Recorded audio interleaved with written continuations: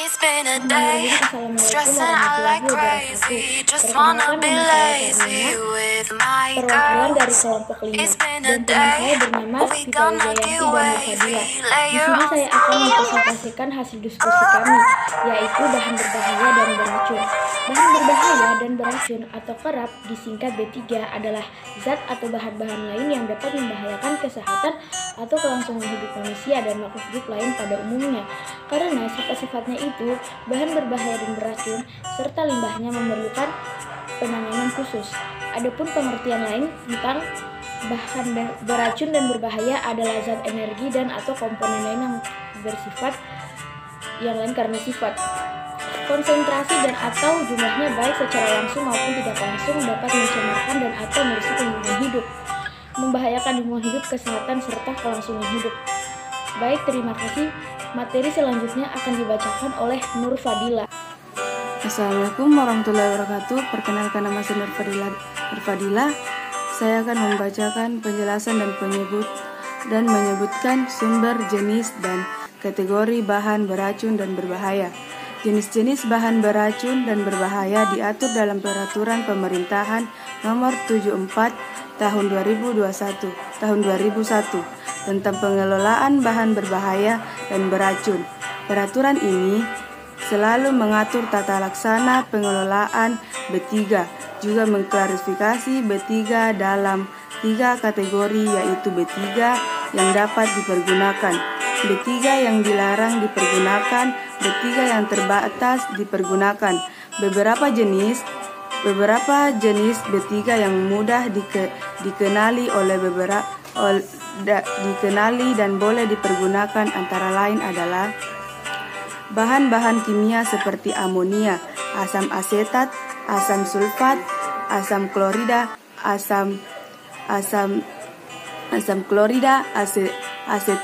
asetilena, formalin, metanol, natrium hidroksida, termasuk juga gas nitrogen.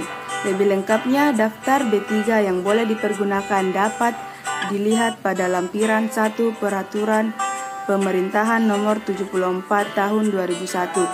Sedangkan B3 yang dilarang dipergunakan antara lain adalah aldrin, klorden, DDT, dieldrin, endrin, heptachlor, mirex, doxafen, hexchlorobenzin, dan PCBS. Daftar tersebut dapat dilihat pada lampiran 2. Sedangkan lampiran 3 berisi daftar B3 yang digunakan secara terbatas. Antara lain merkuri senyawa, linden, paratin, dan beberapa jenis CVC. Berdasarkan sifatnya, B3 dapat diklarifikasi menjadi B3, yaitu B3 yang mudah meledak, mengoksidasi, sangat mudah sekali menyala, beracun, berbahaya, korosif, bersifat iritasi, berbahaya bagi lingkungan, dan karsinogenik. Selanjutnya akan dibacakan oleh pemateri berikutnya. Assalamualaikum warahmatullahi wabarakatuh. Perkenalkan, nama saya Vita Wijayanti. Saya akan melanjutkan dari pemateri sebelumnya, yaitu strategi pengelolaan limbah beracun dan berbahaya. Pengelolaan limbah B3 merupakan salah satu rangkaian kegiatan yang mencakup penyimpanan, pengumpulan, pemanfaatan, pengangkutan, dan pengolahan limbah B3, termasuk pengundian hasil pengolahan tersebut, sehingga dapat disimpulkan pelaku pengolahan limbah B3 antara lain pengumpul limbah B3, pengangkut limbah B3, pemanfaat limbah B3, pengolah limbah B3, pengembun limbah B3. Mayoritas pabrik tidak menyadari bahwa limbah yang dihasilkan termasuk dalam kategori limbah B3, sehingga limbah dibuang begitu saja ke sistem perairan tanpa adanya proses pengolahan. Pada dasarnya, prinsip pengolahan limbah adalah upaya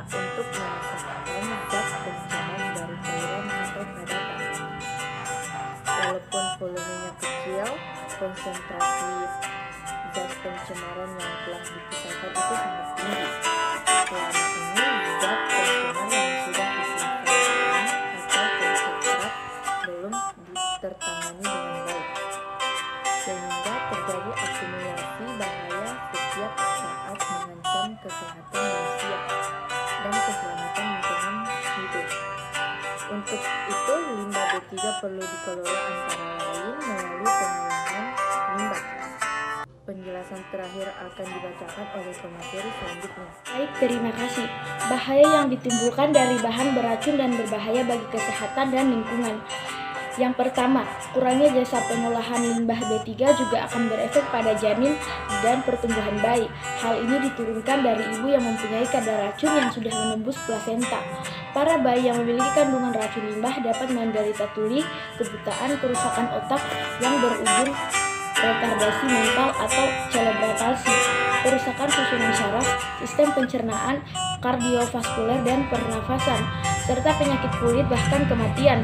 Sedangkan efek kronis menimbulkan efek pemicu kanker, mutasi sel tubuh, cacat bawaan, serta kerusakan sistem reproduksi.